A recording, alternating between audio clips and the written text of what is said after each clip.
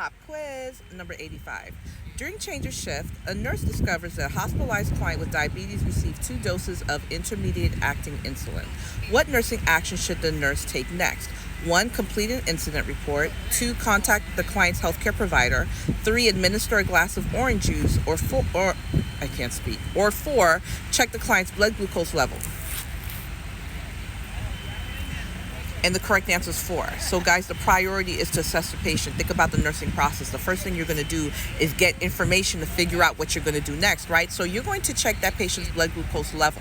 Why? Because if they got extra dose of insulin, they may be hypoglycemic. Now let me ask you something. What kills a patient faster?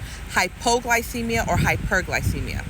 Hypoglycemia, a lot faster. So the first thing you're going to do is assess your patient. If you see they are hypoglycemic, remember the normal range for blood glucose is 70-110. So you see that blood sugar lower than 70, what are you going to do? You're going to do number 3, give them orange juice. You don't need an order for that.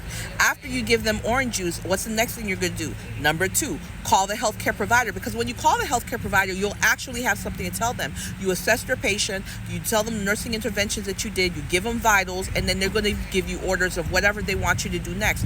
The very last thing on the list is number 1, which is completing an incident report. Okay? Patient over paperwork every single time. All right? You're going to make sure your patient's safe, keep them from danger, and the last thing you're going to do is documentation. So that's the order: 4, 3, 2, then 1.